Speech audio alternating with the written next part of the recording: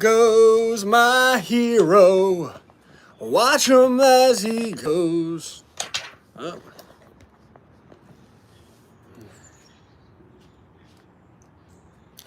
All the people that I consider my heroes, the system tells me are the bad people. Tell them they're bad. And maybe the system's bad. There goes my hero. And that starts with Jesus. So here goes my single dog. Radio needs this. They say you could rap about anything except for Jesus. That means sex, lies, videotapes. But if I talk about God, my record won't get played, huh? Next time I'm in the club, everybody screaming out, Jesus walks, God show me the way, 'cause the devil's trying to break me down. Jesus walk with me, with me, with me. We need a title of this. We're going live. Is this Cubs to Bears? Is this Cubs to Bears? It is. It is. Jesus walk with me. Hey, Carla. How's it going? Thank you for that. All right, let's see. Homeschool Q&A. Got to give it a title on TikTok, you know? All right, let's do this. Should have brought my water out here. Oh, I didn't bring the unboxing box. Melissa sent me something in the mail. All right, I'll tell Nicole. I'm sure she'll be listening. 2, 1. Good afternoon, TikTok. We are live. I was not available in the morning this morning because my wife had something going on, and I like to support her as much as I possibly can. She had a waxing client, and that went very well, so we were really excited about that. But today is our Wednesday homeschool Q&A, and I am very excited to talk about homeschooling, and I have some George Washington gravy, which I was doing some historical reading last night, something I like to do as much as I can, and lately what I've been doing is when I put my boy to sleep, I read to him, and then I tell him I'll stay there until he falls asleep, but Daddy's going to read. So I've been doing my historical reading as my boy goes to sleep. And I was doing some great reading on the Whiskey Rebellion and George Washington last night. And talk about a contrast in what leadership looked like in the 1790s versus what leadership looks like today.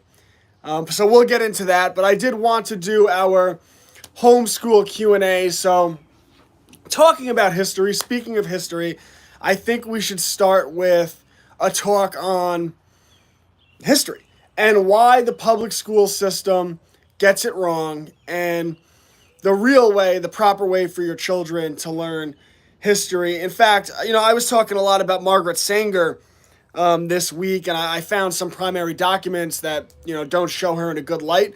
And I was trying to see if I could get her autobiography. I was going to get it on Audible, and I was going to read her autobiography, but they didn't have it available, which is interesting on its own. But the proper way for children to really learn history is for them to read primary documents. And when you read primary documents, you get the words directly from, straight from the horse's mouth, so to speak. And Sanger is such a great example. And I'm not even talking about the issue of abortion, like this outside of that.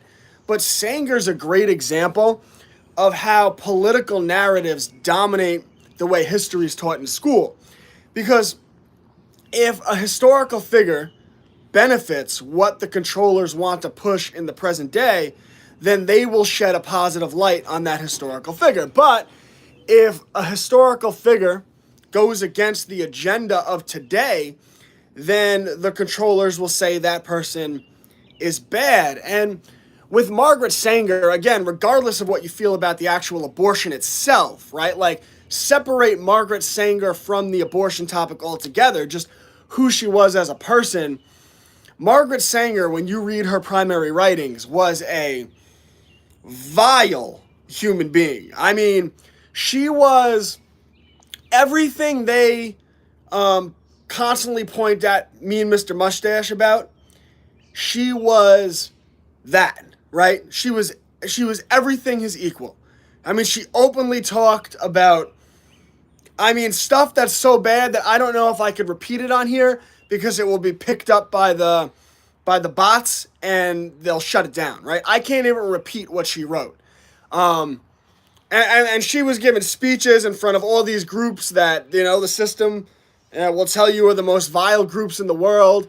I mean, her correspondence, again, it's hard for me to even talk about on this platform, but her correspondence with some of these people and some of these groups is shocking, especially if you're not aware of it and you haven't, and all you know about her is what the system tells you, right? They will tell you that she was this great benevolent person and she was fighting for women's rights, right? That's the official narrative around her. But when you read her writings, you're like, holy crap. And these are the same people that cancel everyone for everything. Like if you say something that they deem slightly politically incorrect, which is why I constantly have to talk in hobo code around here, right? Because I'm not politically correct at all. I find that all to be nonsense. In fact, if you think I'm not politically correct on here, you should have a conversation with me in the real world, okay? So I don't play any of their nonsense games. I don't think there's any such thing as bad words. I don't think there's the bad word.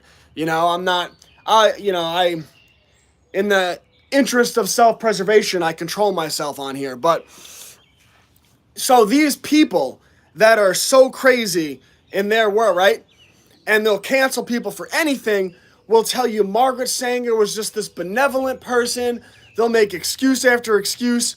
But when you read her writings, you're like, oh. And then the beautiful part about that is if your children study history through the reading of primary documents, not only do they get a better sense of who these people really were, which is important, but they will see the contrast. They'll say, wait a second, why are they canceling everyone for for nonsense? And they're saying because they care about this or that. And then with Margaret Sanger, they're completely covering up who she really was.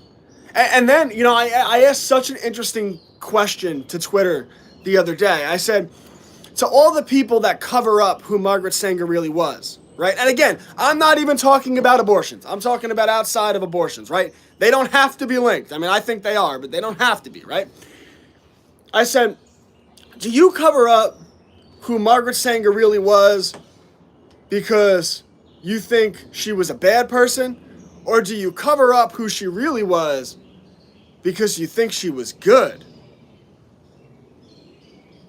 What are the implications of that? So when your children study history, they should read primary documents. And, it's okay to read text material. It's okay to read historical books about, people's research on history. But ultimately, you want to supplement that with, say, hey, little Johnny, what really interests you about history? This, that, whatever.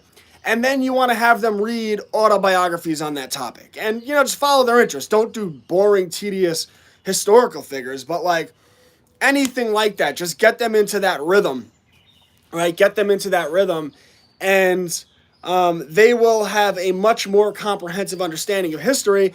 And they'll develop their critical thinking faculties where they could start to learn to trust their discernment, to ignore mainstream narratives, to come up with their own unique understanding and their own unique theories about what happened in history, which really, when I study history, that's what I do. And I read historical documents and, I make up my own mind. And that's what the system wants your children to think they can't do. The system would say to that, they would say, oh, but you're not an expert. Or anytime you disagree with the system there, you just don't have the context. Yeah, I have the context. All of your historical positions are completely based on the narrative. So let me give you a good example, because I talked about George Washington and the Whiskey Rebellion. And we could talk about the Whiskey Rebellion in multiple layers, right? Because I, for one, talking about the biases we have and the narratives we come to, I like George Washington. I like him. He was the general during the American Revolutionary War. I think there's more reverence in his position as general during that war than there is as him, them claiming he's the first president, which isn't quite accurate. It's, semantically it's accurate. He was the first president under the new Constitution. But what about the Articles of Confederation? What about the Second Continental Congress, where John Hancock was the first president of the United States of America, right? He's more than a signature. John Hancock was the real first president of the United States of America. And if he wasn't older, if he wasn't deteriorating physically by the time George Washington became president, John Hancock probably would have been the first president under the Constitution of the United States of America. But so with George Washington, I like him, right? Now, the American Revolution was fought for what? There was the French and Indian War, and the King of England owed $133 million to the banks after that war. So because he owed $133 million to the banks, and he had to pay the banks back, the King of England put a tax on, you guys know the story, on sugar, on stamps, on tea and whatnot, because he was trying to pay back the banks. No taxation without representation.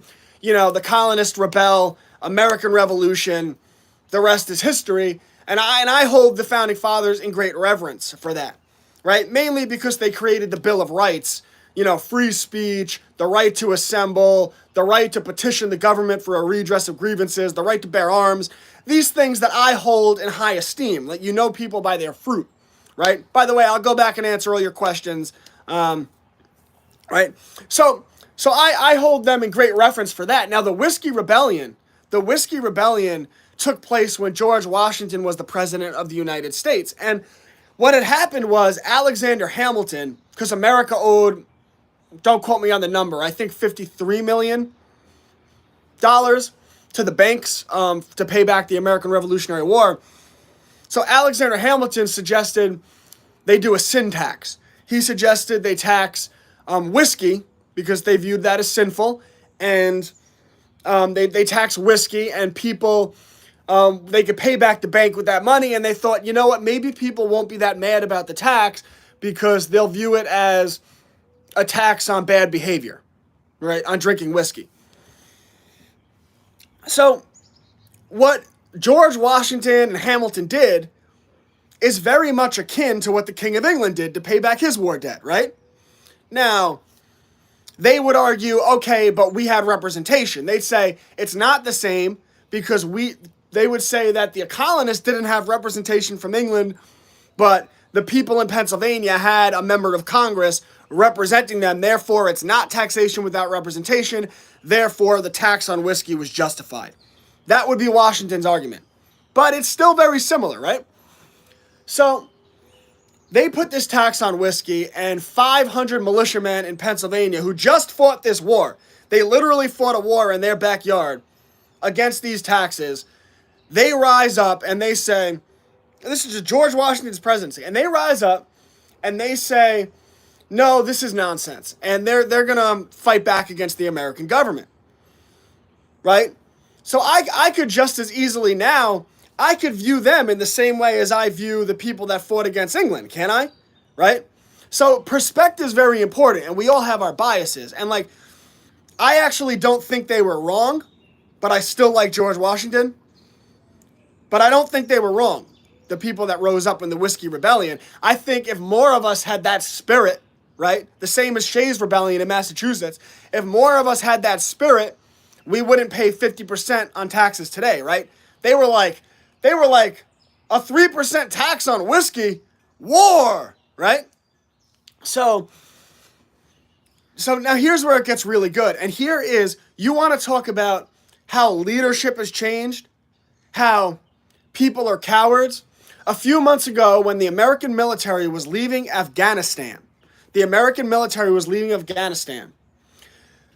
President Joe Biden dropped bombs out of a drone, a remote-controlled toy that flew across the world, And this drone flew over, and he dropped bombs and hit a car. And in that car was 7 or 8 children. And from across the world, using a little toy, Joe Biden ordered someone to kill what turned out to be children. Allegedly he thought it was a new group that he had made up.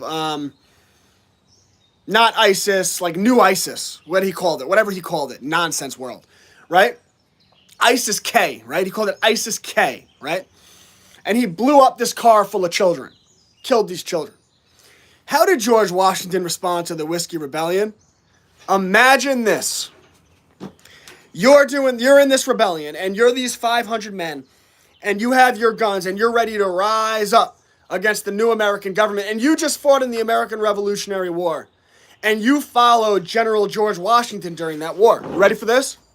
So you're sitting there, you're ready to rebel, and in comes an army of 13,000 men marching at you. And you ready for this? You look up, and right ahead of you, at the front of that army, sitting on a horse, tall, resolute, with a musket on his back, you see President George Washington coming directly at you with his army. George Washington didn't send an army. He got on his horse, traveled across the country with a gun on his back, and led his army against the rebellion. And the 500 men ultimately surrendered. They ultimately decided not to fight the battle out. And then the government did the right thing, and it pardoned those men, and it understood the spirit that was behind them, right? But look at the contrast of where we came from, where President George Washington is riding at the front of an army into battle, versus Joe Biden drone striking children across the world. I have seen the others, and I have discovered that this fight is not worth fighting. And I've seen their mothers, and I will no other to follow me where I'm going. Yeah, see George Washington, to follow me where I'm going. So take a shower and shine your shoes. You got no time to lose. You're a young man, you must be living. Go now, you are forgiven.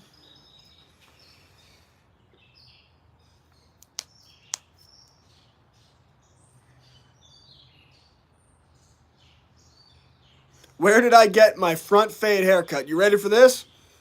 Gas prices are high. Food prices are through the roof.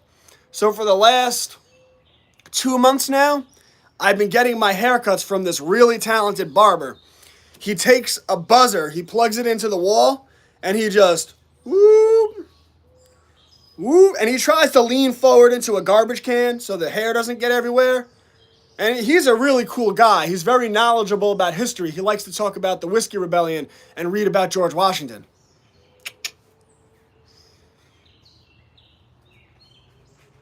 Hey, babe. Oh, that's Rose. Rose. I'll text her. I'll talk to her.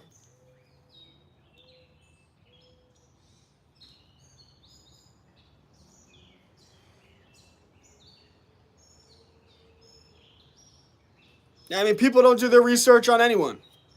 It's terrible. You're fantastic. Thank you for your help. Well, you're fantastic. Thank you for being here. Tax the church. I mean, all these churches should give up their tax-exempt status. I mean, they're all looking like Judas over here, taking their shekels, right, from Caesar. They need to stop worrying about the government and speak what is true. My phone just randomly got me here. The algorithm doesn't hate me.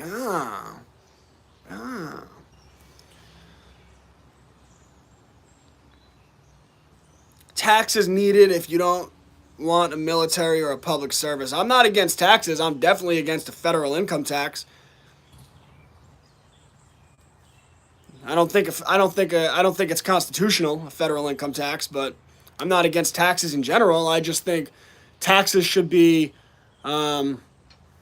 collected at the local level, and that local level should then have a percentage of those taxes that go to the federal government. I'm not even against, per se, a standing army, because the world's changed a lot. I mean, there are threats in the world. But, of course, that comes with the military-industrial complex and them starting wars. So it's like, it's a double-edged sword.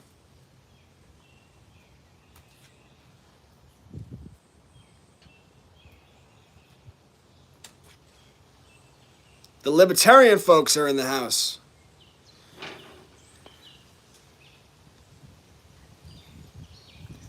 We definitely pay taxes through inflation. Yeah, no doubt about that. I would like to be able to choose where my taxes go. Now, that would be a much better system. That would be a much better system. Although they would argue you do. They would say you do choose where your taxes go when you vote to elect all of these corrupt criminals that we call Congress people. That's what they would say.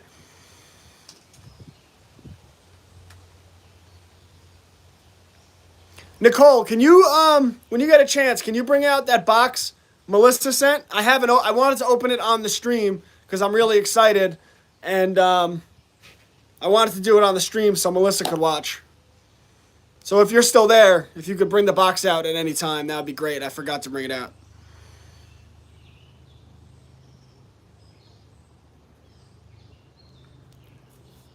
Yes, see? Don't forget your package, Brett. I am not forgetting it. Marine Princess is against excessive tax. We get taxed on every little thing. Well, think about that. Like, the tea tax during the American Revolution was a 3% tax on tea. The whiskey rebellion, right? The whiskey rebellion was a tax on one thing. They were like, all right, we're just going to tax whiskey. And you got a 500-man militia, doing their thing, right? And today, we have, we basically pay probably more than 50% of our money goes to taxes. And it's, it's federal income tax, it's state income tax, it's Social Security tax, it's Medicaid tax, it's death tax, it's, tax. Look at how far we've come. We went from President George Washington riding at the front of an army to squash a rebellion, to Joe Biden dropping drone strikes on children in Afghanistan, right? I mean, that's where we've come.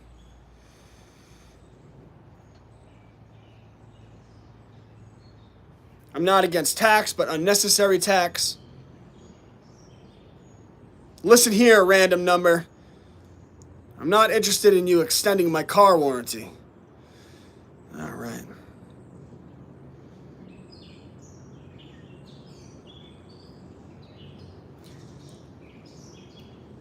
Got to be. Right, like that Dr. Seuss movie where they sell canned air. Oh, I never saw that, but that sounds... Dr. Seuss movie where they... Right. I feel like we're probably 5 years away from Nestle telling us that we have to pay for air, right? I mean, I guess they kind of do, right? That's what the carbon... They want to tax carbon, right? They literally want to tax the air we breathe, right? Every time they talk about a carbon tax, they're talking about taxing the air that we breathe. These parasites in the government, and really the controllers, the Bilderberg people, the World Economic Forum, the Council on Foreign Relations, these bankers, they hate humanity. I mean, I can't even repeat some of the things they say, again, because it will catch me and be like, you can't say that. I'm like, no, I'm repeating what they say. I don't believe that, right? I think we're all children of God. I think we are beautiful. I think humanity is beautiful. I think that people are just lost. But, you know.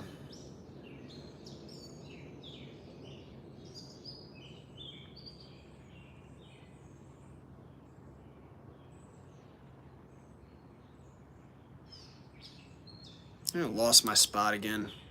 All right, let's see.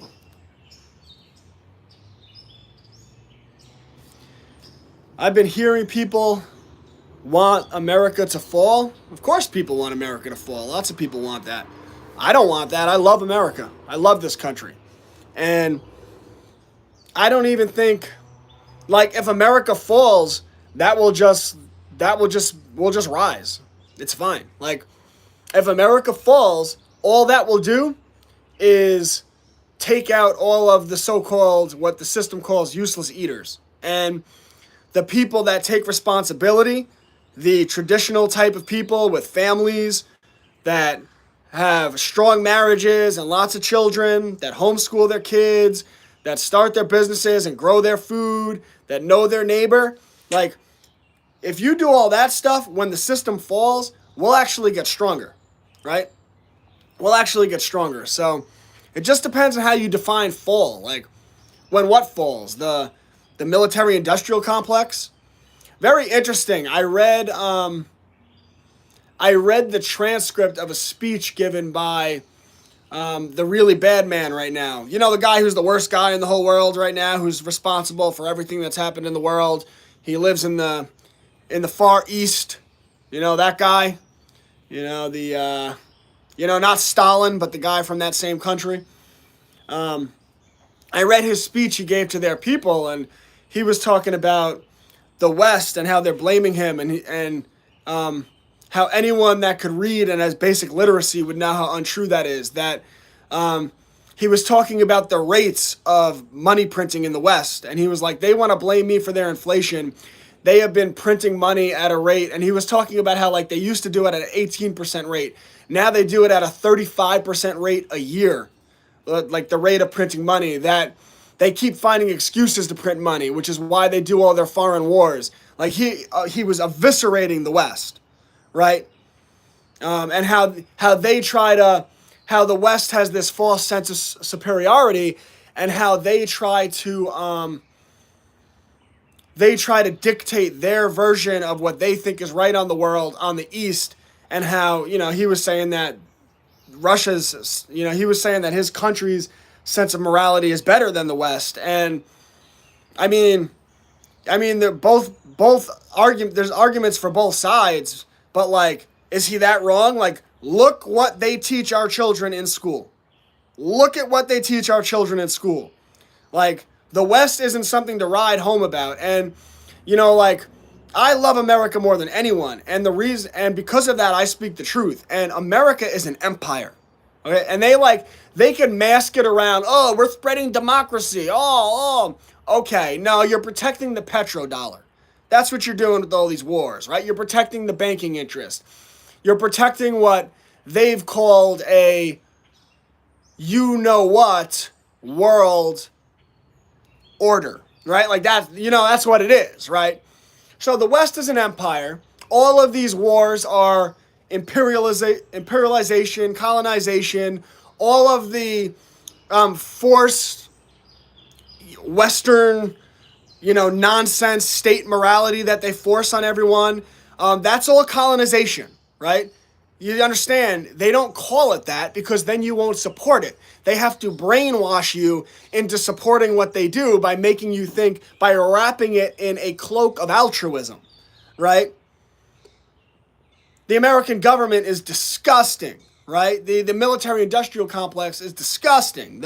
And by the way, I don't have any problem with, like, I love the soldiers. Like, they're the most noble people, and they get absorbed by this psychotic system. And they get these 18-year-olds who love their country and want to serve their country, and they tell them they're doing things for democracy, and then they send them to Afghanistan, have them guard opium fields that were previously illegal in Afghanistan, and then they produce opium. They take the opium, they sell it to the pharmaceutical companies, and the pharmaceutical companies start an opioid crisis in the United States of America. Look up Purdue Pharma, and then Americans start dropping dead left and right. Everyone's addicted to opioids, right? And then the same people doing that will come along and say there's a big crisis and that we're trying to help you with all of our pharmaceutical stuff, and that if you go against it, you're a denier. You're against the doctrine, the religious doctrine of science, blah blah blah blah blah, right?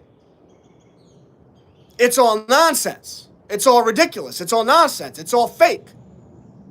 And I love America. And if that falls, then we'll build back better. The real better. We'll build back stronger. We'll build back with real morality. Real morality based in what is true, not what is lie. That's why I was talking about Marine Princess and how much respect I have for Marine Princess the other day, because she has a different opinion than I do on abortion. But the thing is, she doesn't lie, right? Like, there's children of the lie and there's children of the truth, right? Like, there is an argument for, okay, like, yeah, it's a life in that baby. There's a life in the belly, but the mother was brutally raped, and because of the trauma that she's gone through, you know, some people would say the murdering of that child is justified, right? I can respect that argument. I have nothing wrong with that argument. What I have a problem with is when people start being like, there's not a child, it's a clump of cells, it's not alive. Like, shut up. You're lying. You're a liar, right?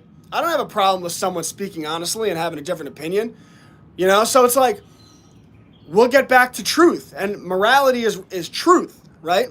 It's truth, right? The West is lies. It's an empire of lies. It's a house of cards.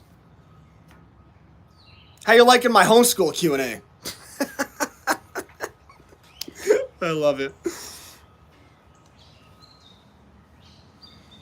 I'd be happy with paying high taxes like Germany does, but their taxes go to help people. I'm not familiar with what they use their taxes for, and I have no idea. But yeah, I'm not completely against taxes.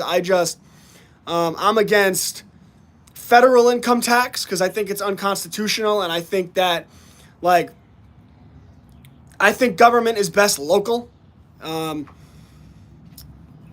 yeah, I mean, taxes could go to beneficial things. Like, it's just, I like people get into like anarcho-capitalism and stuff, and they're like, oh, we don't need any government at all. Like, yeah, good luck with that. Good luck with that utopian fairy tale. That's more utopian than communism, right? Like, what do you mean you don't need government, all right? So if you get rid of the government and I decide I want my neighbor's property, who's there to stop me? It's just who has a bigger gun, right? So then if they want to stop me, they have to bring other people in, and you're going to start forming a government, right? Like, if there's no government, who do you have to listen to? Like Walmart? Like, could Walmart get an army? You don't think Walmart would get an army? Like, you, right? So it's nonsensical. Anytime you have, if you have 4 college kids together and they only have $20 for dinner between the 4 of them, you have a government, right? Like, you can't avoid government. That's why it's like, this is a fallen world. That's why there will be government. So I don't even think the system is the most important thing. I just think it's people's lack of morality. I think the biggest problem we have in the world is people are just so immoral that they accept lies. They're children of lies. Children of Satan.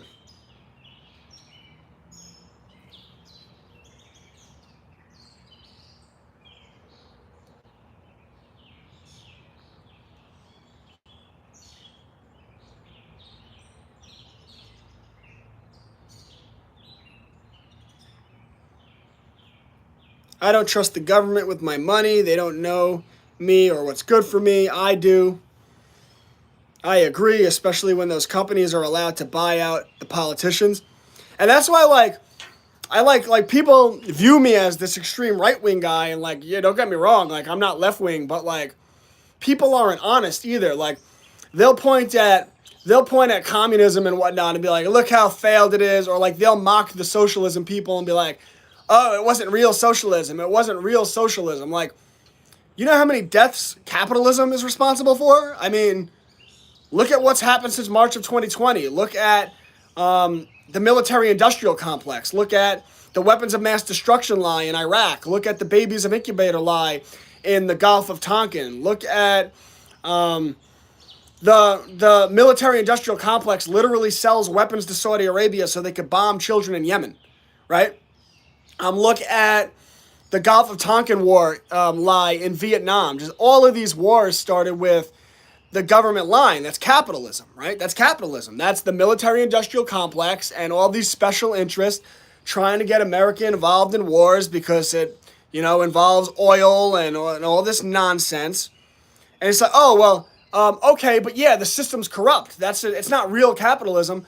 Oh, how do you get real capitalism?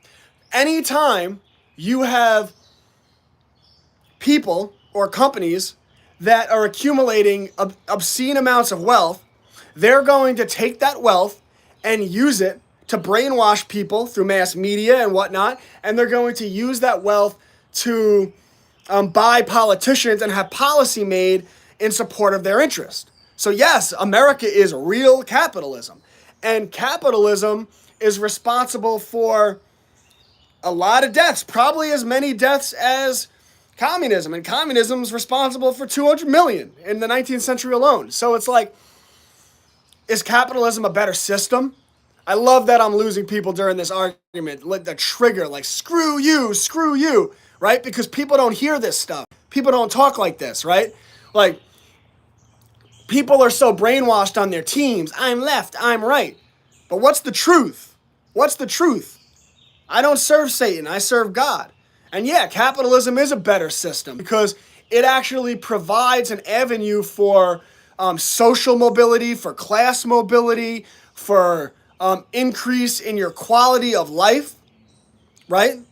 But understand, because people are so immoral and people accept lies, like they'll tune out my argument because it insults their what they've accepted, the lies they've accepted, right?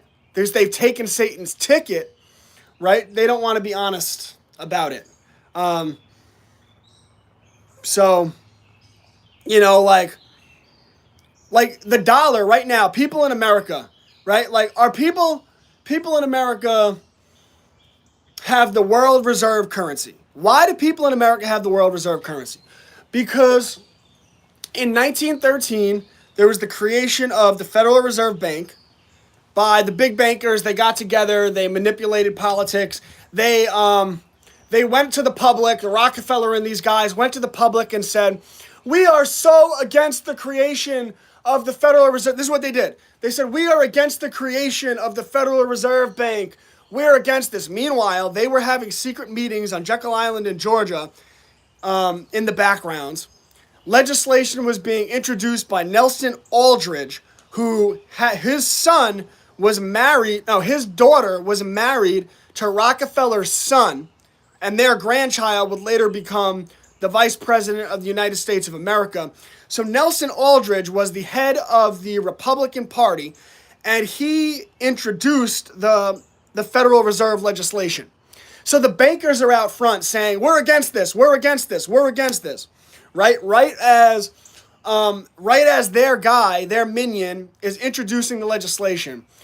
They passed the Federal Reserve Act, which creates the federal income tax at the same time, so that not only can they create money out of thin air, like private people, Rockefeller, the Rothschilds, J.P. Morgan, they got together, they created a monopoly over the banking system, which on the one hand is capitalism, on the other hand is literally straight out of the you-know-what manifesto, right? See, this stuff is more complex than people want to, like, oh, left, right, left, right. They're controlling you.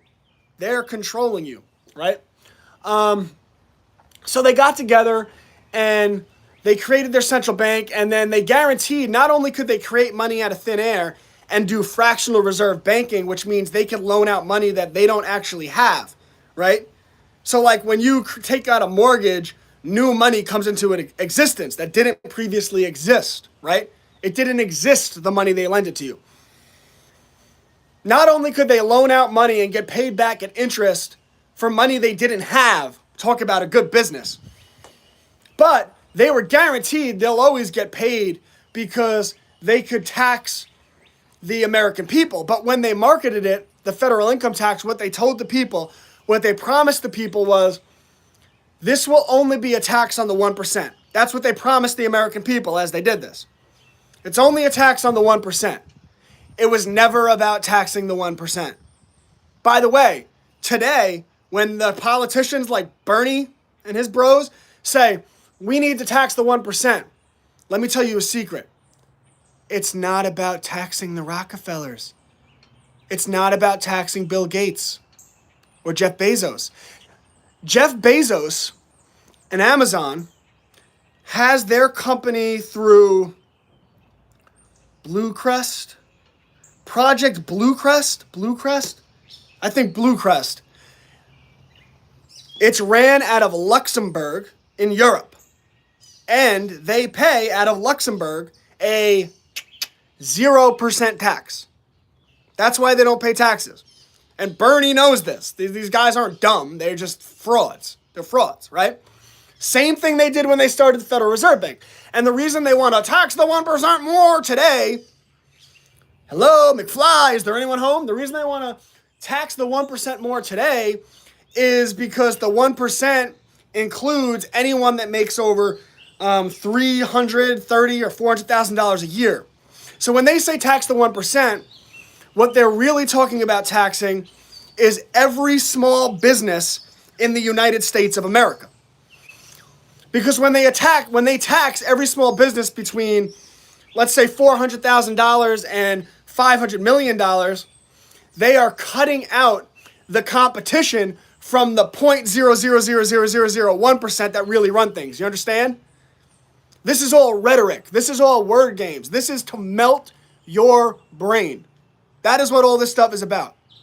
So they started this. They started the Federal Reserve tax and the federal income tax. Don't you feel bad for the people that get triggered and leave? Like, you're getting a real good historical lesson here. So then in the 1940s, they had an original meeting. In 1940s, they had a meeting in Bretton Woods, New Hampshire, Rhode Island, in the midst of World War II. And 49 nations agreed that the dollar, this is why Americans have your standard of life. The dollar would be made the world's reserve currency, right? America was emerging as the top military force in the world, and they were exercising that muscle. So America said that the dollar will be and 49 countries agreed, the world reserve currency. So basically, America would be able to print money however they wanted, and other countries would be able to print money at fractions of what America does, like a percentage based off of how much of America prints. And the dollar would become the standard. And the dollar became the world reserve currency. So in the 1970s, now the dollar's been the world reserve currency for 30 years. So in the 1970s, Nixon comes along, and America was having some issues with the supply of money. They wanted to print more money. So Nixon says, you know what? Ditch the gold standard. Let's go crazy. Now, this is the world reserve currency. And he ditches the gold standard on the world reserve currency. America's money, 1970s, no longer backed by gold. Money in the world at that point was backed by nothing. That couldn't stand. So what did America do? Henry Kissinger had a meeting with Saudi Arabia, it's about a year or two later, with Saudi Arabia and OPEC. And they came to an agreement. And that agreement was that oil anywhere in the world can only be purchased in United States dollars. So if you are any country in the world, if you are Mexico and you want to buy oil, you have to convert your pesos to dollars and then buy the oil in dollars. Making oil, so convert to dollars. So you could only buy oil in dollars. So in return, what Saudi Arabia and OPEC wanted was military and political protection from the United States of America. And at that time, the American military became the official army of America and Saudi Arabia and OPEC. They became their army. And because of that, oil became the reserve. Money was backed by oil. Money went from being backed by gold to being backed by the oil, the petrodollar, and the American military. Because anytime anyone threatens the oil, they're threatening the banking cartel and, right, their control of the world currency, right? So they're threatening the world currency. So anytime someone threatens the oil or OPEC or anything like that, the American military goes in on behalf of OPEC, the oil, and the banking cartel. This is why all wars are fought over oil and banking, right? So the American military goes in and gives them some democracy. And they look the American people in the eye and they say, there is a villain across the world who is oppressing and hurting his people. He does not allow for democracy, and we need to go there and spread some motherfucking democracy. And that is why wars are fought, to protect the petrodollar and to protect the banking cartels. That is the reason for war. That's why they took out Gaddafi. Because Gaddafi was attempting he was putting the Libyan dinar on the gold standard. And there was talk of the dinar becoming the official currency of all of Africa. And if that was allowed to stand, and you extrapolated that about 20 to 30 to 40 to 50 years out, Africa would become more prosperous than they have been in a very long time, to the point where Africa could have even have threatened to become the first world countries in the world. You understand? Oh, but they care about starving children in Africa. McFly, hello? So they went in and they gave Libya some democracy, right? And Gaddafi was dragged through the streets and a bayonet was shoved directly up his, as a message to all other world leaders to not ever consider doing that, So the American dollar, your money, that money is backed by that horror, by the American military, the petrodollar, and the banking cartel, right? So the money, the American dollar being the world reserve currency, which is what gives Americans their standard of life. That's why we have more material goods than other places in the world, right? The American dollar goes further, right? So understand that all of the prosperity in America is only made possible by the American people accepting that horror. And if the American people were to rise up and say, we do not accept that horror anymore, you cannot shove a bayonet up Gaddafi's, then the dollar would collapse and America would become a third world country. And all of a sudden it would be America that people are mocking, like, oh, they don't even have drinking water. Oh, they have to walk to the well 30 times a day. And that is capitalism. But he's so right-wing, bro. How'd I do? I tried to bring that full circle. Like, been working that out of my mind.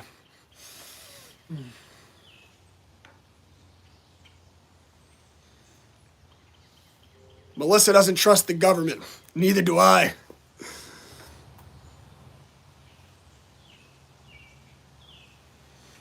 Yeah, well, the bad man's country, most of us are fully aware that you-know-whose actions aren't what is wrong with us. Yeah, and, people they're like, oh, they invaded that country next to them. It's like, well, that country next to them was attempting to join NATO, right? They were attempting to join NATO. And NATO, right, who along with America they did what they did to Gaddafi, right? NATO, along with America, has been fighting a proxy war, trying to overthrow Bashar al-Assad in Syria, right? Invading these countries and overthrowing them and creating horror in these countries, right? So NATO and America are responsible for Iraq and Afghanistan, all of these horrors all over the world, right? So imagine you're in the East and you're watching this American military empire advance all throughout the world, and NATO along with them as their allies all throughout the world, overthrowing other countries' governments. And then the country next to you, right, says, you know what, I think I'm gonna join that organization. After I forget what year it was, but I believe when NATO was formed, the bad country made an agreement, a treaty, that NATO would never advance to that part of the world, to that eastern part of the world, the country that they're fighting right now. That was a treaty. That was an agreement. The country they're fighting now goes against that treaty and agreement and tries to bring NATO to the border of the bad country. Now do you understand why the bad country would launch an aggressive invasion? And then when you say that people don't understand this, you see what the media really is, right? Because if you ask people on the street, why would they invade that country? They're like, oh, because he's a bad man. Because he's a bad man. There's a bad man over there, and he just wants the power. Yeah, because I'm sure what he really wanted was to be sanctioned by every country in the Western world. I'm sure that's what he was going for. You know what I'd like to do? I would really like to start a war with the countries that just took a bayonet and shoved it directly up you-know-whose butt, overthrew Iraq, overthrew Afghanistan, was behind the Arab Spring in Egypt. I think I'm going to go poke that bear and start a war with them, see how that ends up for me. Yeah, that makes a lot of logical sense. Or maybe, just maybe, he wasn't the one starting it. Food for thought. And by the way, I cannot reiterate enough that I love America with every fiber of my being. I am American. I belong to the American nation. What the government has done, what the military-industrial complex has done, what the bankers have done does not reflect who I am as a person. It does not reflect who you are as a person. Those are satanic, parasitic institutions. But they have been allowed to function because America has gotten so far away from morality that people become children of the lie. They're children of the lie. And they accept the lie, and if you try to point out the lie to them, they go, ah! They call me the bad man. They say, you're right wing, you're an ist, you're an obic, you're whatever, you're a bad man.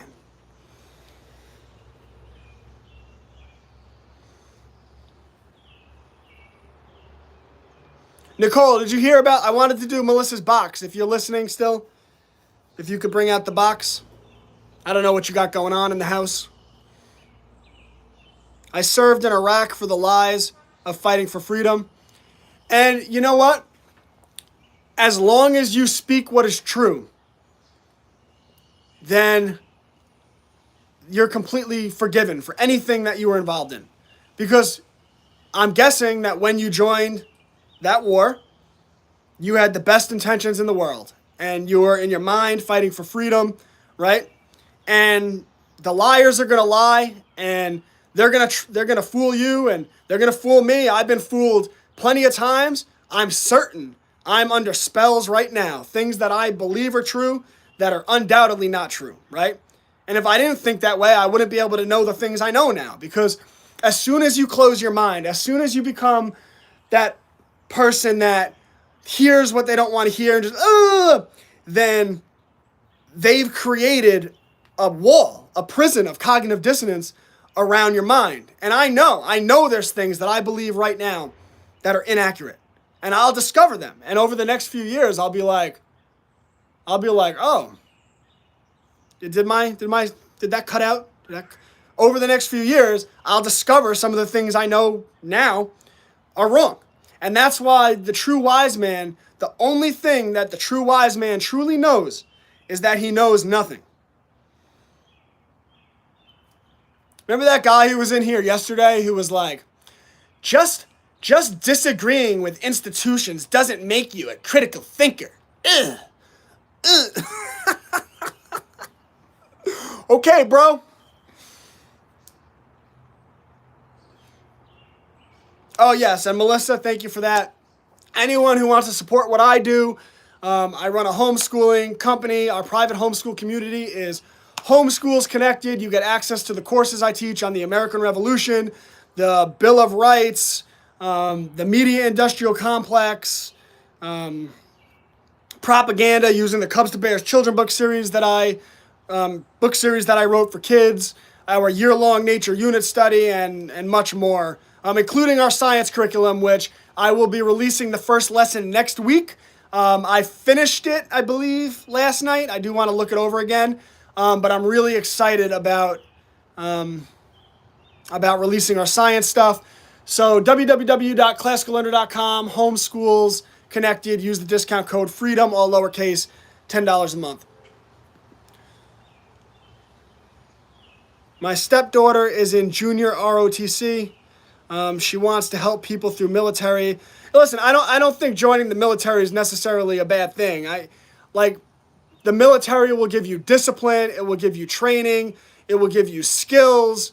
There's a lot of benefits from the military. Just never lie about what it is, right? And I don't even think, with all that, I still think the military is necessary.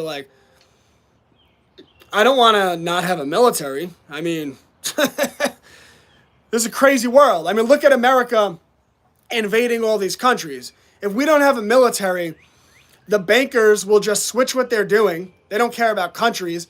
They'll stop America from being the world's military, and they'll pick another country, and then America will get a taste of democracy, right? So, double-edged sword, right?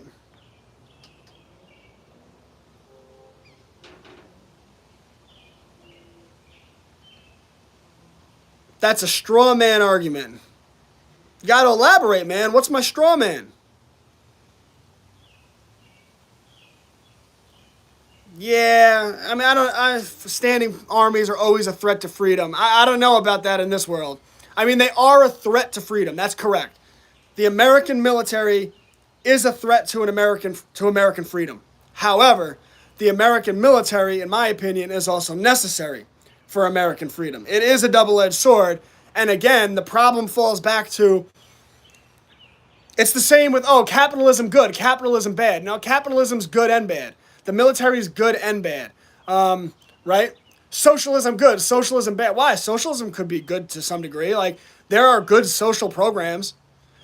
This week, I came out and said I would fully support taxpayer money going to a program that helps mothers who can't get an abortion, right? Where now it's illegal in some states, whatever, or mothers who I hope would choose to have the baby. I fully support taxpayer money going to programs that help them get on their feet or help foster babies get into good homes that will give them a good life. I fully support that. That's a social program, right? So again, socialism bad, socialism good, capitalism bad, capitalism good, military bad, military good. No, you know what's good?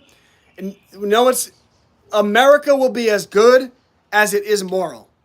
And when people get away from morality, they become children of the lie. And as soon as they become children of the lie, then you're going to have the bad aspects of everything come out.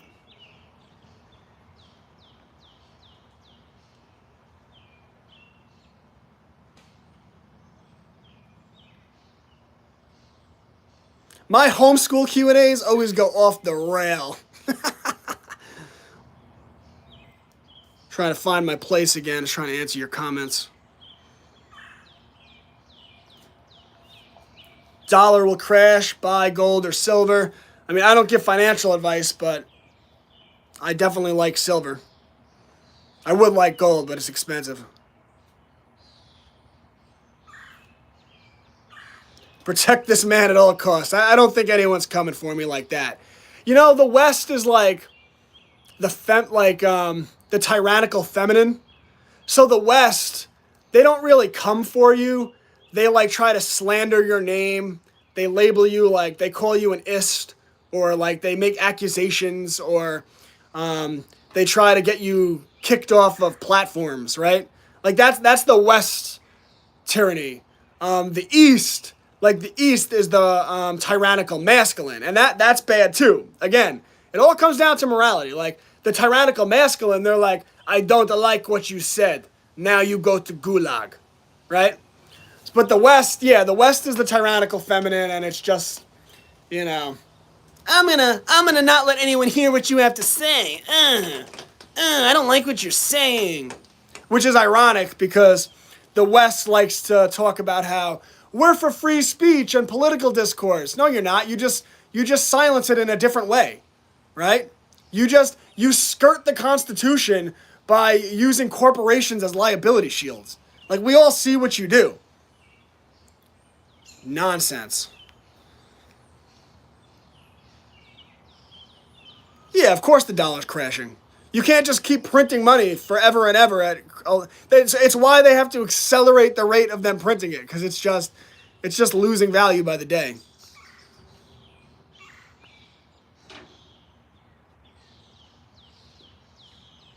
So I believe income inequality will be our downfall? No, I didn't say that at all.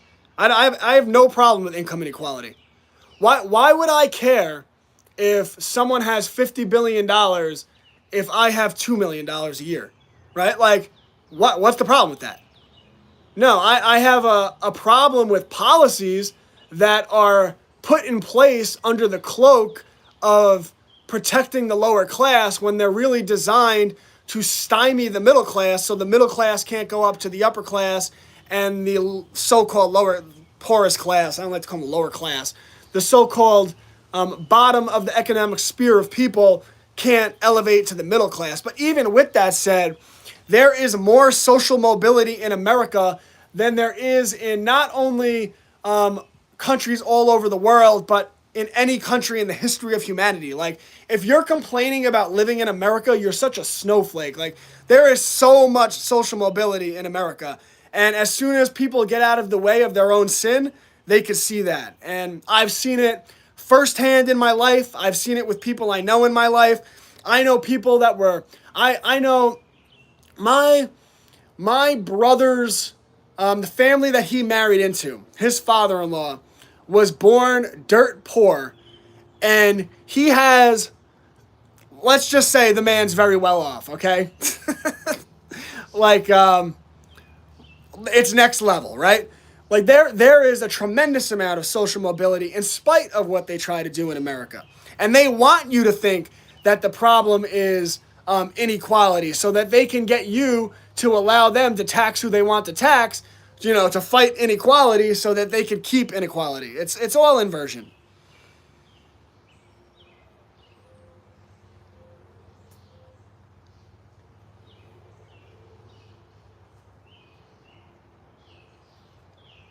So why does Biden shut down the oil here and keep dishing it out to you know where? Because they're all liars.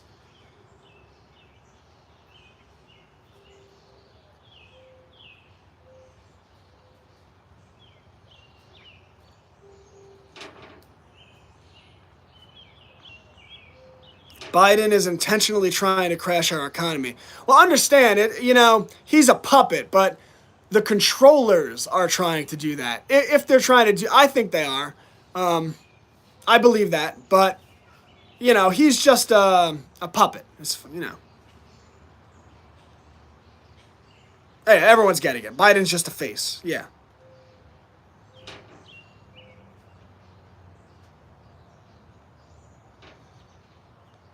Bitcoin or gold to the moon. Bitcoin's nonsense, financial scheme. That will trigger people. I'll talk about that another day. I'm going to get into that.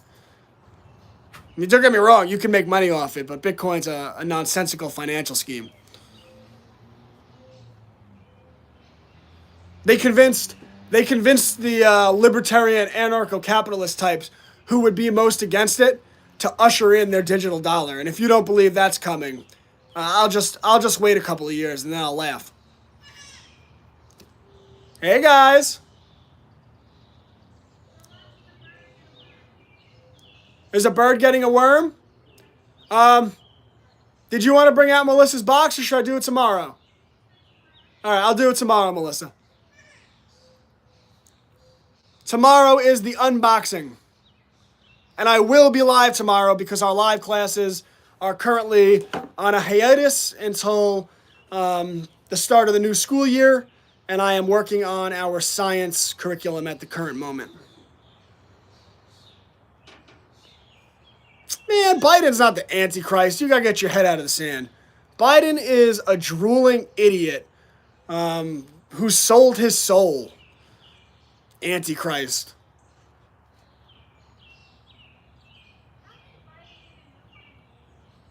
Nicole says he doesn't know what his name is. You got to get out of that left-right paradigm. Those politics aren't real. They're not real. The banking politics are real. The military-industrial complex is real. The insurance companies and the pharmaceutical companies, that's the government. Like, the politicians are just puppets. Yet, they still can't get around, like, they're getting around it, but they still can't cut through what the original Bill of Rights was. It still protects you to this day. Don't ever let them demoralize you and think otherwise.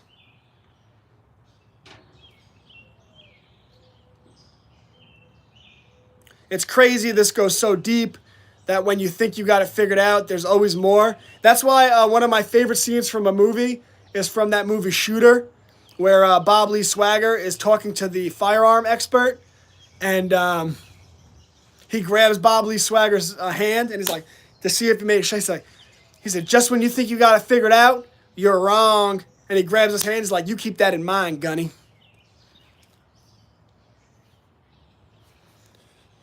And he was talking about the Kennedy assassination in that movie. Louder for the ones in the back. Anyone hear of the Order of the Dragon? I have not.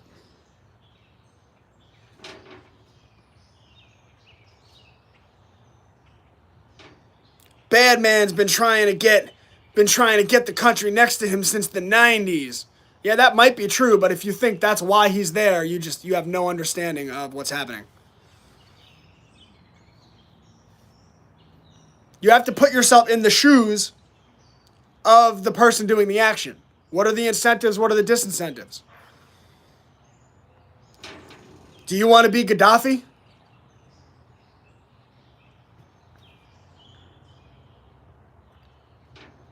You don't have to open them on the live. I kind of want to. I think that's cool. I think that's like an awesome thing. Homeschool Connected, $10 a month, crushing. Any tips for high school, homeschool? Yeah, you want to start preparing them to be free and independent people when they're 18. So you want to start doing unschooling. So make a list. What are the 3 things they're most interested in?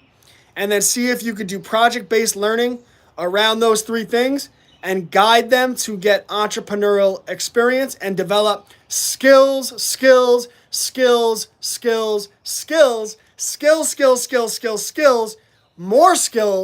more skills, keep developing skills, get them more experience, develop an entrepreneurial mindset, keep developing skills, and then when you think they have enough skills, get them more skills. And then, when they're 18, they will be very capable of living a free and independent life.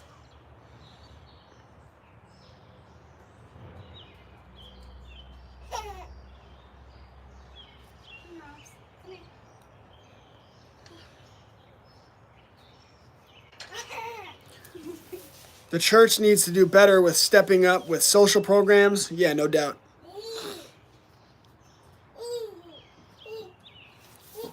Instead of the people being taxed, create social programs. The church needs to do it. It's scripture. Yeah, well, so many of these churches are more obsessed with their special boy tax exempt status. But a lot of the churches actually do do positive things, but there needs to be a lot more of it. Let me see. Show the people. Nicole just got a seed. No, I've been drying all of our pole beans. Yeah, show. Let me see. Let me see. Oh, I just took them all out. Give me this. We dried out our pole beans so that we could harvest the seeds. I don't know if I did it right, but I guess we'll find out when we plant them if they sprout. And we grew this too. Whee! Right? That's the hard glass. Go bang, bang, bang. Can you do a rocket ship? Rocket ship. No, don't play with bird poop. Gross. So even those who not only don't believe but don't support said church, I get what you are saying, but why is that a burden on the churches and not the people?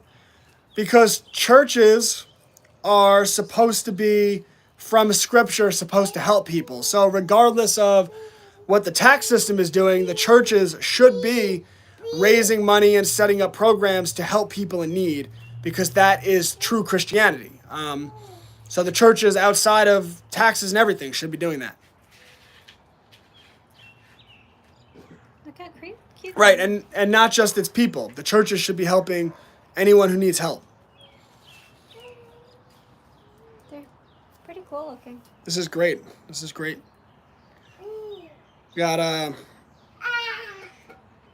5 seeds. Just gonna Here, give me them. I'm gonna go pick some more. get them, girl. If you come back this way, bring a cherry tomato. I don't know if Audrey's gonna let it get. All right, well then hold these seeds. You don't have to, just if you come back this way. But I was having a few before I went on stream, and they were so good. We have a whole cup full in the fridge. You all right, Orbs?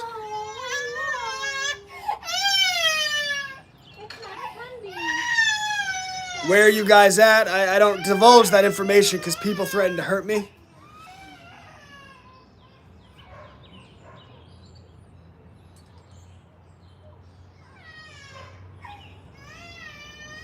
Right, churches need to step up through charity.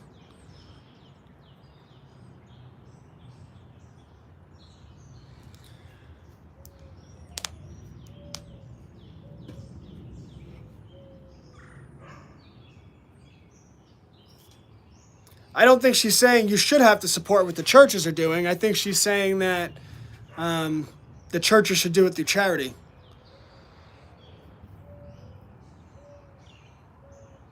Best content, thank you. By the way, I stream daily at 9:30. I just, my wife had a waxing client this morning, so I took the children and I took care of everything, and she did some work this morning, so I decided to work. Instead of working throughout the morning, I'm working the afternoon, which was great. I was able to get the 2 videos out. I got the 2 videos out. I'm doing this stream. I am going to, right after this, edit the video from the last Bill of Rights class. Then I am going to finish getting out the nature unit study. I hope to have that in Homeschools Connected tonight.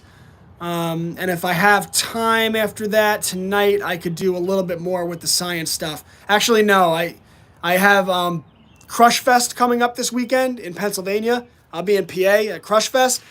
So I have to organize a few more things for that. So I should probably prioritize that.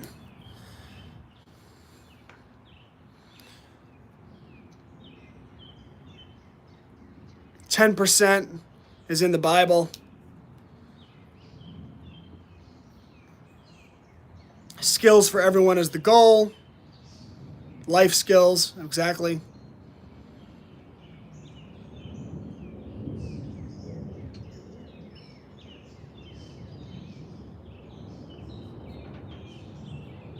This is why we homeschool. My husband has his own lawn business. My husband had his own lawn business at how old? 12 years old. So, Mrs. Creed, her husband owned his own business, managing lawn care, when he was 12 years old.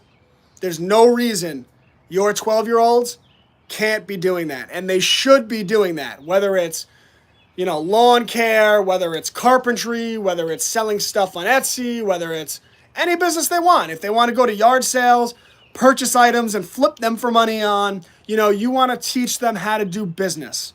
Is this for eating? Yeah. Yeah. Or we don't put the... Cherry tomatoes. There is nothing like cherry tomatoes fresh from the vine. I don't know if you could have this, Lucy. My dog's here. She wants it. They taste like a different world from store-bought tomatoes. Aubrey just ate an entire one. Oh, she's licking her fingers. It's so good. Hey, baby. She's getting it all over herself. She's living it. Show Aubrey to the people. Can you say hi? Say hi. That's you. Who's the pretty girl? Say hi to the people. Hi. She's being shy. You being shy, girl? Not my girl. My girl's a social butterfly.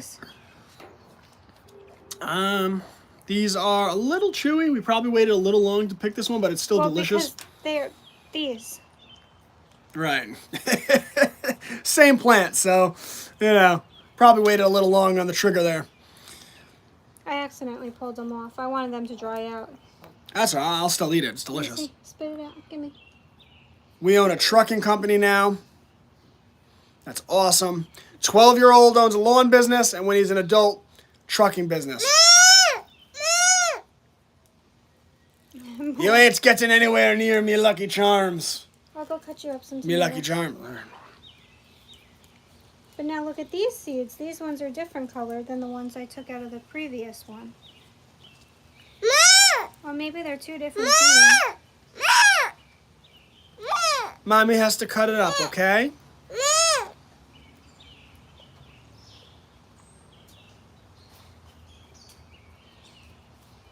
I love that you did this. All right. Crushing. Check Cubs to Bears.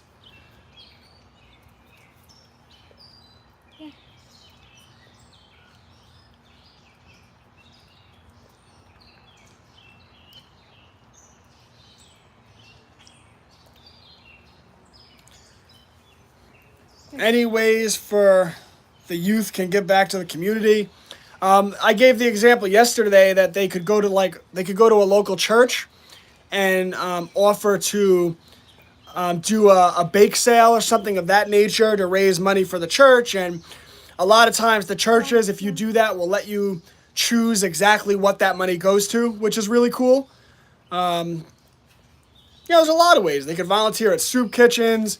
They could volunteer to tutor younger children in something they're good at. Like if they're good at hockey, they could put on a volunteer hockey clinic for younger kids. Like there's so much they can do. Man. I got it. No worries, girl. They're definitely two different beans. Maybe one's the bush bean. I love this. And one's the pole bean. Can we cook and eat these? Oh, I don't know. I don't think so. Don't these look like those beans you get? The kidney beans? Can you cook and eat these? But these are pole... I don't know what I'm talking about with beans, but I'd like to learn. From pole beans? It's just one of those things we're gonna learn. Come on, Obs, let's go find some more. Good idea to hoard seeds? Yes, it is. You never have enough seeds. You never have enough seeds. Even though Melissa sent us an amazing amount of I'm seeds. so excited. I'm so excited. How do you store seeds? That's a good question. We have them in bins right now, but for long-term storage, I think the best way to do it, I haven't done it for long-term yet, I've read about it, is to freeze them. Yeah. Well, isn't it in Greenland they have like a vault with all of the seeds? Yes, in Greenland they have a vault with apparently every seed in the world frozen under the ice. Come on, Obs.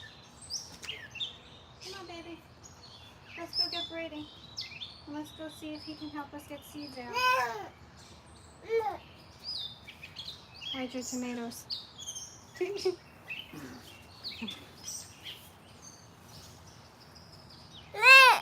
You see the beans? These are beans. These are chewy though. Chewy, chewy, chewy. She's gonna get mad at me. Chewy, chewy, chewy. No. Yeah. She's getting my Lucky Charms. I'm taking the last one.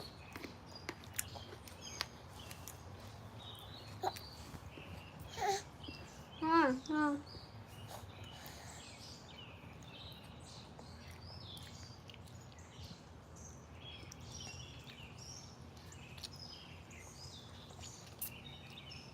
I never thought in my life I'd just be eating tomato skin off a tomato. Bible homeschooling, the cult starter kit. Yeah, I'm sure. I'm sure the popular culture that you follow isn't a cult. By the way, it is called a culture. A culture. People are funny. Hold on, babe. I'm peeling the skin off this. And I'm sure you have a more open mind than me. I'm sure you're, you know.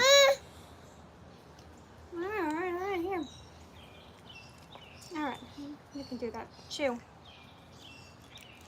Look, see. A list of skills. So it's not that a teen has to learn any specific list. What you want to do is identify the type of personality, the type of thing your child's interested in. Because some children are artsy, some children are analytical. I'm artsy. You know, some children like to build things. Everyone has a different personality. Like this notion that every child needs to study every area. I mean, they can, but, you know, like an artsy child might want to learn art and graphic design and photography and videography, where a more hands-on child might want to learn construction and engineering, things of that nature.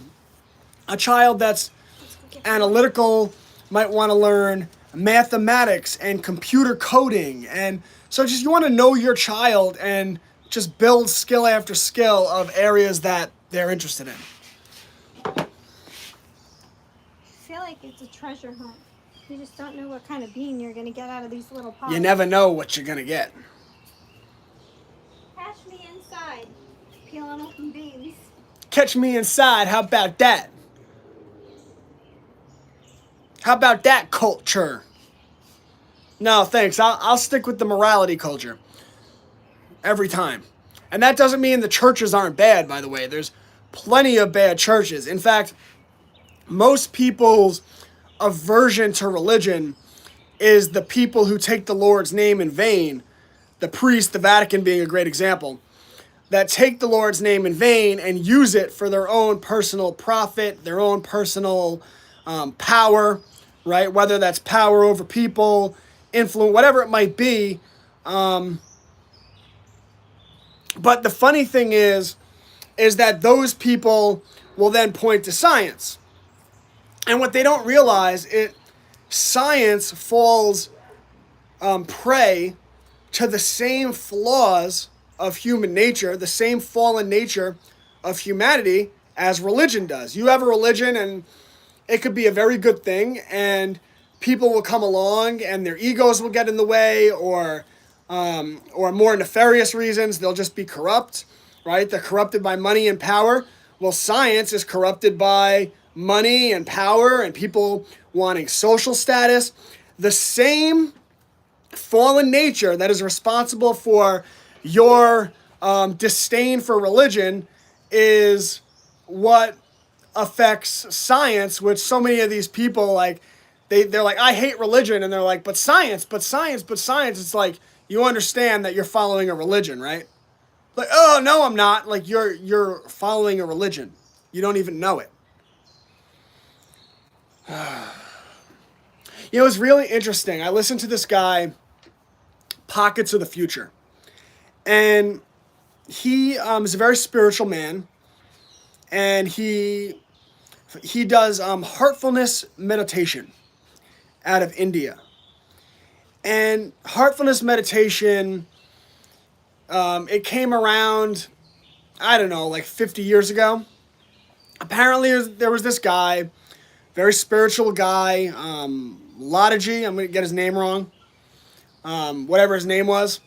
Very spiritual guy, and he had a lot of really good insights about how the world worked and the world today. He was very spiritual, very just for people that are spiritual. He was the type of person that you could tell is connected to God, right? This is what the guy Pockets of the Future says, and if you listen to Pockets, he is a very spiritual guy, very smart guy, very tuned in, and so the guy started this heartfulness meditation, and people would meditate with him with the goal of elevating your frequency and getting closer to God. I don't care. People are like, oh my God, blah, blah, blah. I don't care. I understand your problem with the system, right? Like, I understand a lot of Christians are like, oh my God, I have a problem with that. I don't care. All right? I don't care. So there are many forms of spirituality. There's, don't tell me that a lot of Muslim people aren't spiritual. That's absurd, right? Don't tell me that a lot of Buddhists aren't spiritual people. They are, right? There's spiritual people everywhere. So they started this system, and now it's gone through a few generations. And Paul, the guy Pockets of the Future, just got excommunicated out of the Heartfulness meditation system, where they don't want him in their organization anymore because he's been pointing out all of the things the leader of the system is doing wrong. And like the leader of the system, he got them involved with the United Nations, and Paul's like, well, do you know what the United Nations is, what the United Nations stands for, what they do with these NGOs around the world? And he's pointing out all these things, and the leader of the system, his ego is getting in the way, because like the way Paul describes him is he's not a bad guy, he's wrong, he doesn't understand these institutions, and rather than acknowledge what Paul shows him, like this is what's going on, his ego gets in the way, and he's like, no, I can't admit I'm wrong, right? Like he's addicted to the social status, and it's just how the fallen nature of man. Let me go help my wife. Hold on. I'm here. You're okay. You're all right. What was that? I don't know. Oh my God! The spider maybe? It hurts. It bit you? I think so. Let me see. It hurts? Okay. You alright? Come here.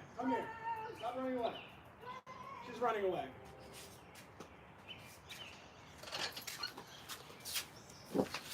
Apparently something either bit or stung Nicole. So I think I'm going to call it a stream on that because I'm going to go make sure she's okay. So anyway, with the system, it's seen how in just a couple of generations, something that was very spiritual and pure in its nature became this very corrupt organization. And I'd imagine like Christianity after Jesus went the same way, where you have this very spiritual guy, and then after how many generations did it take for all of these corrupt churches and institutions to arise? But with that said, there are many great followers of Christ, many people who follow Christ and do it the right way. So www.classicallearner.com, Homeschool's Connected, promo code FREEDOM, $10 a month, and I will be back tomorrow. I'm going to go check on Nicole's ear because something bit her or stung her. All right, guys.